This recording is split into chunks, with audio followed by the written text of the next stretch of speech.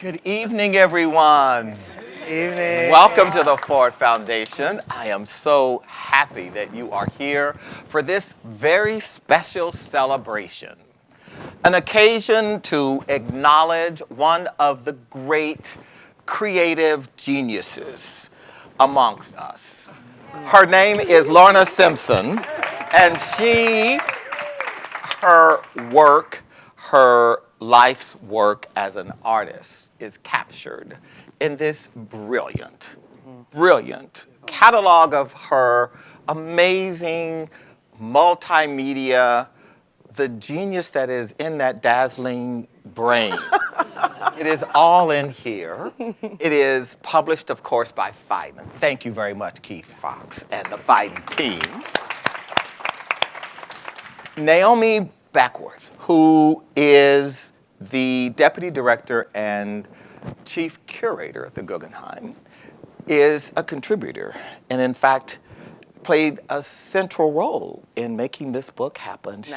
She always, as Naomi does, she is the smart curator with a discerning eye. And I have watched your career, Naomi, from the Studio Museum to the MCA, the Museum of Contemporary Art in Chicago, and Richard Armstrong stole you and got you to come back to New York, and we are all, Thelma and I were thrilled when we heard that it was possible, weren't we, Thelma? That it was possible that we were going to get Naomi back to New York. Yes. And here you are. And what is great about this occasion is that this is the first time the two of them have seen each other. Yeah. Really, in It's so a long amazing. time. Yeah. And so I also have a feeling that this is the first time that many of you have seen each other, and this is the first time I have seen many of you. So it is indeed a really special occasion. So thank you for this. And I want to get right down to brass tacks here with you, Lorna Simpson. So I want to talk about you, Lorna, the artist, and the arc of your career, which has been extraordinary, the different mediums you've worked in, the different places, the subjects. How would you, if you were to reflect on the rich, varied, artistic production that is your career as an artist, how would you sum that up? Take your time. That's a great question, Darren, and thank you. And thank you again, Naomi, for being here today to celebrate your work and this lovely volume. I think, how does that come about? That comes about by being raised in New York by people who are not New Yorkers, by being taken to theater and dance and museums as a small child all the time. I didn't have babysitters, so I went with my parents everywhere and kind of was exposed to so much in terms of the arts. But for me, as like a young person, because I went to art high school and then I went to School of Visual Arts here in New York, during that time I was an intern at the Studio Museum as a education intern. And it was around the time that David Hammons was an artist in residence, and Candace Hill Montgomery, and Charles Abramson, and maybe a couple other people. And I had to be a docent a couple of times of walking groups through and kind of talking about the exhibition. So I love this. She was a docent. So you were I was just a like docent. You were just like twice, only twice. But you were just like walking people around the Studio Museum. Yeah, a little bit. But I think the experience of really being in those studios, seeing other artists work, gave me a sense that anything was possible. And so at maybe, I guess, 17 or 18 years old, being there and watching David Hammons work in his studio and following the work that he was creating, just as an example of things that people do. What kind of artist could I be? You can't really pin down, even at that young age for me, exactly what does David Hammons do? He does what he wants. But there weren't many black women, were there? Candace Hill Montgomery was also an artist at that time as well. And I think people worked in a variety of ways in terms of performance, in terms of installation, in terms of body prints. I mean, I think of David Hammons of outdoor site-specific installations. So everyone was doing at that time. I mean, I was very much a kid, but I was watching people without boundaries in terms of the way they approached their work. And I think that had an effect that I didn't feel like I needed to nail anything down, that I could generally make up what I was going to do, and just kind of, and it gave me the license to give myself the time to figure it out. And Naomi, when did you first encounter Lorna Simpson's work? And what was your reaction?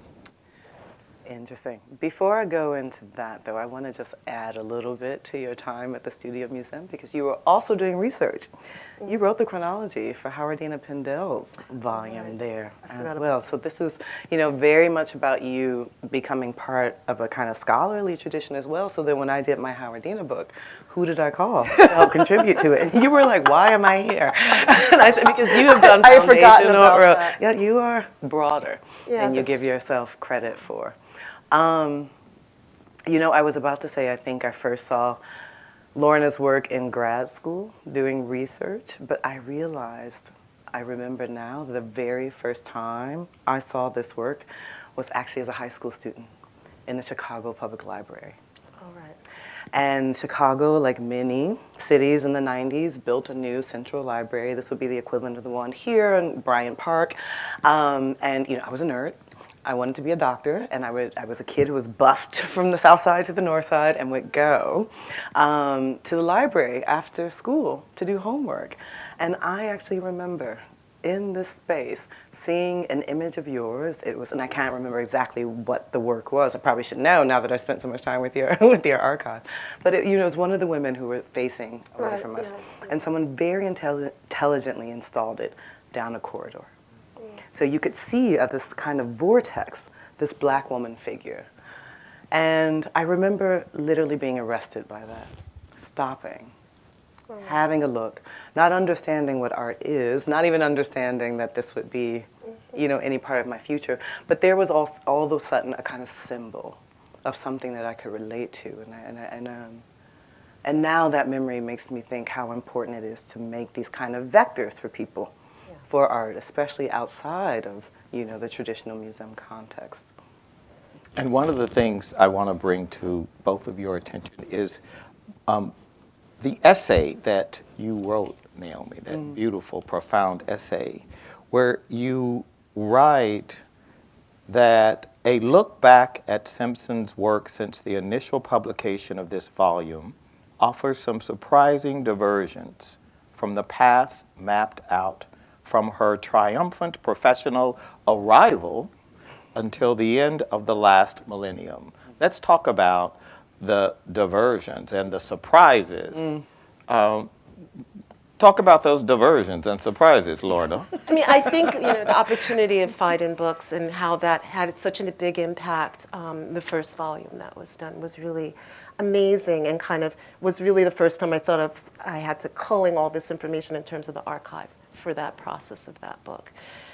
In that time, though, and kind of even probably during part of that time, a lot of being an artist is also about navigating who you get to write for your books, or maybe sometimes through other circumstances. As I was learning that process, writers would be assigned, and I would have to manage very carefully that I get to have a say. And in having a say, if there's agreement but the essays fall short, then I have the power to veto them. It's particularly for writing that is in service of the work. So not that I try to have a kind of control that I have to agree with all the writings about my work, but certainly if it is something that I am a part of the publishing of it, then I have to have last say. But a lot of artists in that- don't feel empowered Right. that way. I mean, a lot of kinda gotta artists, just particularly because you have prominent people who are often writing about your work, and certainly in this volume, but you sometimes say, no, this isn't good enough for Lorna Simpson. Or it is not in concert. It is not in concert with kind of what I think the trajectory of the work is. So even in, I think, going back and looking at reviews, just generally reviews, and kind of the different agendas in terms of the way that the work is spoken about, which has to do a lot with race and gender and sexuality, but that you can kind of see this kind of course of a whole nother discourse that actually isn't really in service to the work itself. So I think in asking Naomi, and the opportunity of these reissues of kind of expanded volumes is also to include new work. But we kind of really realize, like, the time that this began and kind of encompassing really something about the art world and the way that work is written about was an important topic. That's exactly and right. Approach. I mean, to maybe argue against myself a little bit, maybe it was surprising, and they were diversions if you weren't Lorna, right? If you weren't paying attention to those cues in your work already. And in many ways, we were responding to those reviews, and we were responding to that reception. And, Lorna, you said something I think utterly simple but utterly deep, which is, I don't want to be pinned down as an artist. Or I learned as an artist I couldn't be pinned down. But I realized that critical reception was about that kind of pinning, like a little butterfly to the paper. It was, your work is giving us a kind of truth about a Black woman's life or a situation, usually a sort of traumatized Black woman figure. And whereas there were these really incredible images of Black women, you were also giving us, brilliant sculptural installations. You were making these like divine objects. And then, of course, we find ourselves now with you doing a really amazing painting practice, and all these things just kind of hadn't been addressed in the way that people think about your work. So, in many ways, my hope was to unpin some of those narratives around your work. And it's really a great opportunity as an artist to have that opportunity, to look back and to kind of redefine, not really so much redefine, but clarify, which also clarifies a kind of generation about writing about art as well. Yeah. And your own evolution as an artist, because I too had the privilege of having as my docent at Hauser and Wirth for that brilliant show that was there recently, none other than the artist herself. And it was a profound experience to walk through a Lorna Simpson show with Lorna Simpson. And I will say, my friend Marguerite Hoffman is here, and she and I were just talking about the works in that show. And I think what I'm curious about is, have you always been this confident? I mean, the thing that is so powerful about your work is as Naomi said so well, your refusal to be pinned down.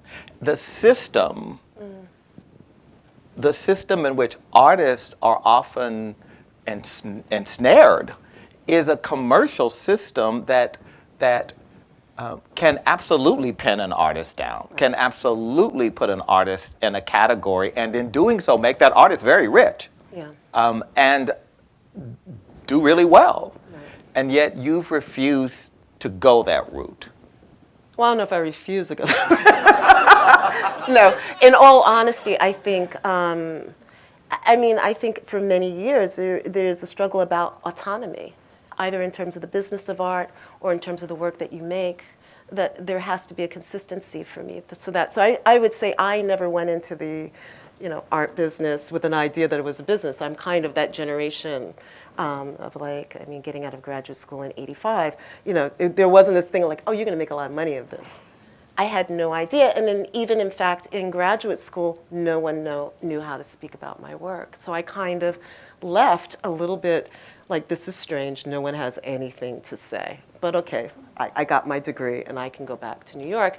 And with that work and going back to a group of friends like Kelly Jones, who's art historian at Yale, at Columbia right now, and different friends, either in music and film and art history, of re-engaging them, then the work took off. But I did not have a kind of support system, I would say, within my kind of educational life at all. It was just basically time to think and time to create, and just, I kind of learned a certain sense of independence, of not being reliant in those structures, but more maybe reliant when I returned to New York, and those friendships and kind of being connected to other artists creatively was really the lifeline. And it was interesting because obviously all roads lead to the Studio Museum in Thelma. They do. But the question of how artists, black artists and black women artists and curators who over many decades I've observed have a sort of a sisterhood that has helped sustain them, their work, when often they were marginalized in that system. For both of you, because both of you, things have changed since you first entered this art world. And I would love for you both, Naomi, you are sitting at the top of a major global museum, and you're in just about every major global museum's collection. What has this difference meant? Has it meant more autonomy and more agency? I love the way you turn to me. I was just talking to It means, I think, more intentionality. So first of all, you're right. Things have changed. You cannot at all underestimate the beauty of what feels like a larger mass coming into the art world. We cannot underestimate, yes, a real sense of agency in these spaces. I think that silence that you described, though, Lorna, that aporia sometimes is still there, right? That sense of, I don't know what you're doing. I don't know what you're talking about. So on the one hand, this sociality, this sort of sisterhood of all sorts of brilliant people, you know, sometimes the sisters come in the male form too, Right. you know, all these people who can help you get your language together, right? Who can help you reflect your work and your intentions back to yourself has become more important. And also I realize that it is also important for me to do that for other people, right? So that intentionality is not just my work in my institution, but also realizing that it behooves me to make sure that I'm helping someone else as well. And in the same way of getting younger curators to write about the work and giving them opportunities to kind of just dig in for different opportunities that I have in terms of publications, and not kind of solely within my own generation, but kind of reach and give them the opportunity to have opportunities to publish and to have essays on work. Which is amazing, because that was not the modality. I mean, certainly not the modality of a lot of men who want the biggest name, the most important curator, the head of the academic department at Williams or Harvard or wherever to be the writers in their, about their Well, work. that's the thing you never assume, right? So I feel like I can do that because I can then assume that they will be that in the Right. future. Indeed. That's great. I mean, that's one of the things you're saying, is that the role of identifying and nurturing and nourishing those young people is something you feel accountable for as an artist. Yeah. And she's done. So my first international essay, big international scholarly essay, was for your Jeu de Paume exhibition. So it really was about giving opportunity. And on top of that, I remember thinking, like, what on earth could I say that's useful about Lorna Simpson? I mean, like, there's nothing I can do. But I remember really sitting down with you in conversation. You were so incredibly patient. And I made an observation. You were like, really? I do that? I was like, Well, yes, that's the great but you were thing, listening. You were listening to me, and I think that really plays itself out in the way that you kind of move in the world as an artist too. So it is now time for you to have your say. Lorna Simpson, I think there are people here who want to ask you questions, and I am going to encourage all of you, because I'm looking around and I know there are some folks here who are not wallflowers. Yes, please. And the mic will come to you, so please wait. Tell us who you are, your name, please, and your question.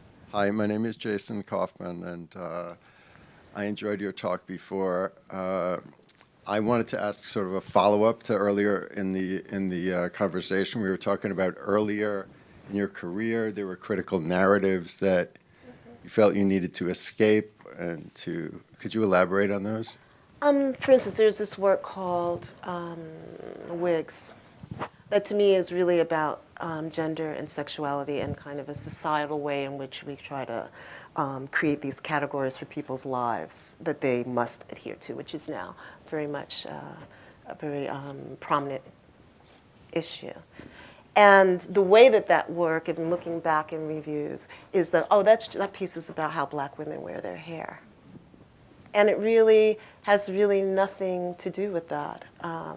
but has more to do with the kind of boundaries of identifying masculinity and femininity, or one's sexuality and their death, by bodily examination confirms someone's sexuality or what sex they are. So there were times like that with many works that it's read very surface through this lens of, oh, she does that work about black women. It's just, in a kind of very superficial way. I would say that's an example.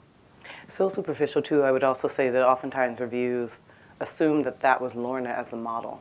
Oh, all in the some time. of those photographs Sure. as well. That the work could only be about her and her bodiliness, and that there was no critique in her work about, let's say, the art world in general, or commodity culture, or the ways in which certain violences get visited upon bodies. It was really foreclosed. And I think if I can get a little preachy in a moment, I think Lorna came up in a moment where some of those questions are really important for society. And in the art historical world, we talk about the importance of identity politics being a conversation that was really, really incredibly opening in the art world and opening for a lot of careers, but also foreclosing in terms of the kind of scholarly laziness even that was coming there. And so being able to go back and do a revisiting of this work and talk about the ways in which Lorna is ultimately a dreamer. Right? There are some real fantastic things that come out of this febrile imagination, around cinema, around surrealism, all these things that just hadn't been addressed before. It was so important for us to be able to go back and revisit. Yes, in the back, and here too. We've got a question in the back and one here. I just wanted, my name is Jerry Garcia, and I wanted to ask a question regarding what you mentioned at the beginning with regard to when you were in school. When you're in school, there's kind of a lack of an echo chamber. There's a kind of a call and no receive. And I'm wondering the difference between then and now, and in terms of how and when you decide what to do next, given that all eyes are on you. Well, the first question, I think that in kind of the academic arena for me, when I go as a visiting artist, is kind of the same, unfortunately. I feel that the art by artists of color within the kind of crit environment gets foreclosed, which is a very good word in terms of the meaning, intention, what multiple meanings could be in operation, or is there an obvious language that is American that is operating within the work? So that becomes a situation where I feel like I am more in conversation with my quote-unquote colleagues who are on crits than I am with the students, and kind of demonstrating maybe a different way to approach critiquing work. And sometimes I kind of push things in that way, where I kind of, it is about applauding someone for having the bravery to kind of expose themselves the way that they think and presenting work, but that there's less respect for that for students of color for some crazy reason. I kind of feel like from the show at the MCA, which was Beryl Wright, who was a curator at the MCA and had also invited Saidiya Hartman, who's a writer. That exhibition really showed me, as an artist, this kind of span of work, and then I could kind of see how my mind worked through all of this work. And then I decided to, after doing that exhibition, I decided to shift everything. I think I am at my best if I am questioning my own work. I'm at my best if I'm nervous about it. I am at my best if I'm like, oh shit, is this gonna work? And so I kind of welcome experimentation, but I also welcome a lack of certainty. So I think that gets played out in the career, or that gets played out in the way that I approach things. I try not to be afraid. And curious, you're infinitely curious. Yes. Yes, we have a question here, and then Marguerite. Hello, my name is Tanil Mack. I'm currently an intern at the studio, and my question is in regards to that area of curiosity and managing that curiosity and not going too far or... What's too far? It's never too far. That's also true, but then sometimes I can find myself losing sense of where I began.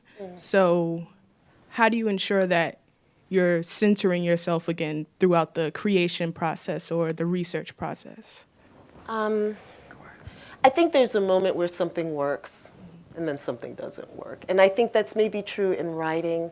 I mean, I think that's true in many kinds of disciplines, that there is a sweet spot, or there's this way that something flows, but it in its simplicity, I find. I think in my own work, the things that I'm far less proud of, or like, okay, I don't like that piece so much, are things that maybe it was just a little too complicated and that I was trying to force it into place, or that I, okay, let me work at it from this way. And I realize sometimes in kind of trying to create a very simple relationship to the work and to an idea, that maybe there are 10 ideas that you're trying to do, and that you can just choose one out of it. Instead of managing these whole sets of things, and that maybe that's five different bodies of work to explore. So it's kind of knowing that edge between what is exploration, what is an idea that you just feel like, oh, that's good, but it's not working. Like, when can you do that? But I think, ideas get put to the side and they come back, or even in conversations with curators or other artists, people will see other things to remind, like, oh, that's interesting, I didn't think about that. So that may open it up with people that you trust, or that you admire their intellect, is also very useful to let people in. And to talk to other artists about their own work and see how their minds operate, because everybody's different. Thank you. Great. And then we'll come to some. I'll also add, as the mic is moving, I discovered how much you work serially in your work now too. So there is the capacious curiosity you have, there's this archive you built up, but you also are very disciplined, right? There's Yeah, I one kinda do. project that you did, the Women in the Heads. I mean, you go literally through the alphabet. There's Series A, Series B, Series C, and you can see yourself practicing and pushing from series to series. And so I think it's a mix of that curiosity and that discipline forming. And you get together. the opportunity to mine your own work. That's right. Marguerite. Can Marguerite get a mic to her, please? Thank you. It's just thinking that mining of your own work. My name is Marguerite Hoffman. I'm from Dallas, and I'm here in New York today because I admire all three of you immensely. I haven't had the opportunity to meet you, Naomi, or to meet you, Lorna, but I'm certainly enthralled with your work. And Darren, you know how I feel about you. So, and we have to come to New York to get some education sometimes. But as a collector, I've been thinking a lot lately about what that exercise is about. And is it meaningful? Is it not meaningful? How can we give it meaning? My particular collection is destined to go to the Dallas Museum of Art when I fall off the tricycle, which feels like about any day. I'm so old. But it's long-winded to say, I've been thinking about women artists for a long time now, because I realized one day, I just woke up and I said, this collection is way too male. But I love paint, and I love painters. And I'm so intrigued with your move to scale, because that's audacious and it's really not done very often. Well, I would say, the work, even in early 80s and 90s of photographic work, scales were quite large. Yes, but these paintings in your recent show feel monumental to me, and they feel like, see, I'm probably putting a butterfly on a pin on a piece of paper, and I don't want to do that. But there's a feeling I have as a woman at a certain age, taking risk, that I identify when I look at that painting. I think, whoa, she's on it. I would agree with part of what you're saying, because I think as an artist, when sometimes when people come to the studio, and I have a couple of studios now, I know that a male counterpart would not be asked, like, really, you need all that space? Why do you have 2 studios? No, right? I So- don't mean it like that. I really No, I don't mean you mean it like that, but I'm saying there's an assumption about women that you should kind of really curtail and kind of conserve how you operate. Not too big, but work not too big. You don't need that much space. You don't need this much. You shouldn't take up so much space. And so I think that is a kind of cultural, societal thing about women and how much space they take up in the world. What about painting, though? I mean, is there something new that you're working through in these? I mean, new in the sense maybe for the past 10 years Yeah. or so now. But I started as a painter in undergraduate school. And, yeah, thank you. So, yeah, you're welcome. I'd also say too that, as the imagery changes, it fits the scale. So this isn't just about size for size sakes, big to get big. But now we're talking about landscape and dreamscapes and so forth, things that are bigger than ourselves as well. And so I do love that the scale of the work has gotten, more earth scaled and geological rather than the scale of the body.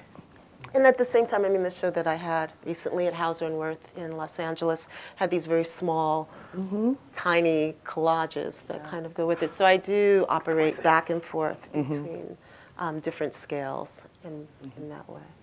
Sewell, we have it right here, please.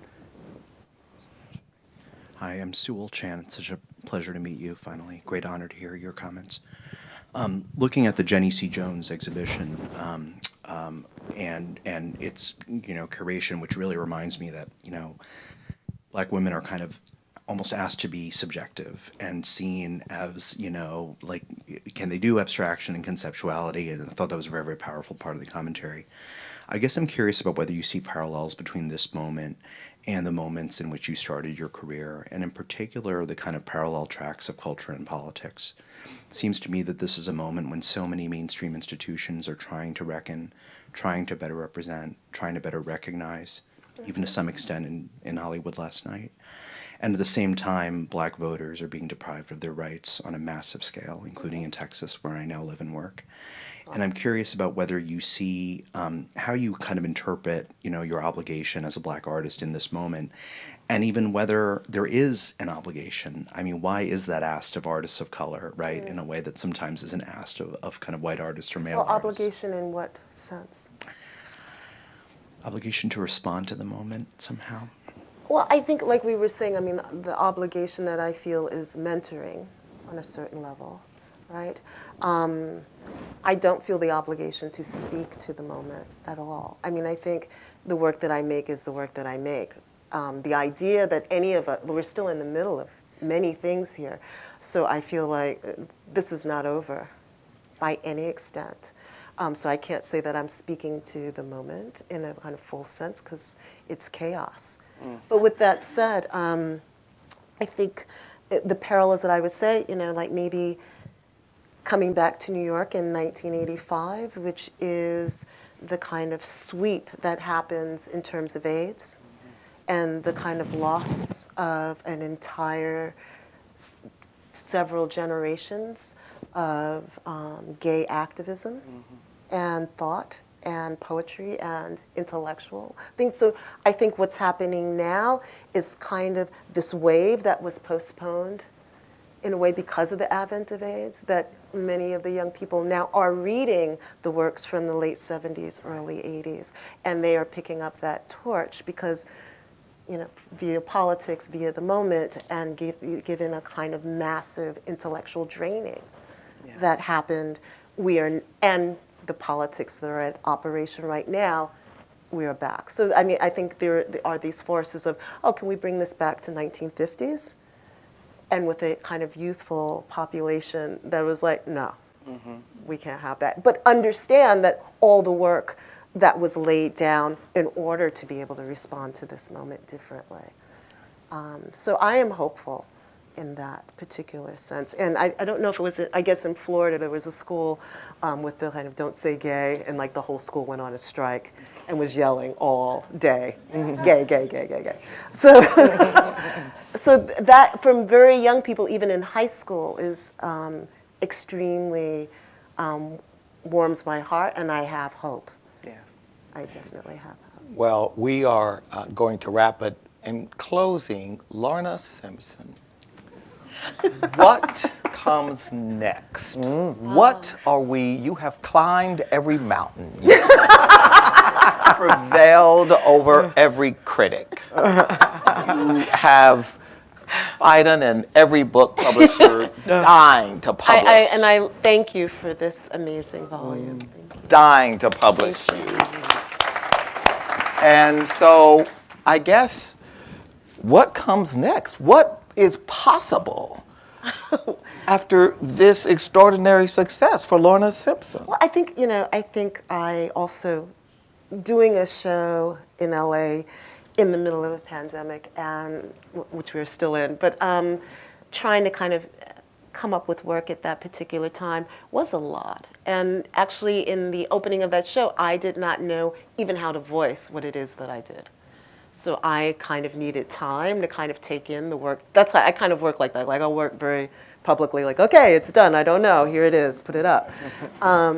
And so I realize now, with also all the trauma that we are all experiencing, all the deaths, all the terrifying things that are happening in the world right now, I need to kind of slow down and to take in things. Like I don't know right at this moment. Well, next show, I do kind of have a show of older work on 69th Street, of work from the 80s and 90s. But yeah, I'm taking a little bit, like I feel like I need to take a breath and I need to take in what I've done. And also the work of other artists. Like I just, this is a crazy time to be living in. Well, we have this volume for all of you, I believe. We do, Tara. You do somewhere. I don't know where they are, but they are. Oh, they're out there. Thank you very much. They are out there, and please take one home with you. It is a beautiful, beautiful tribute. It is a love story. It is a love letter from this woman to all of us. So thank you, Lorna thank you, Simpson. and thank you, Thank you, Naomi Beckwith. I love. Thank you.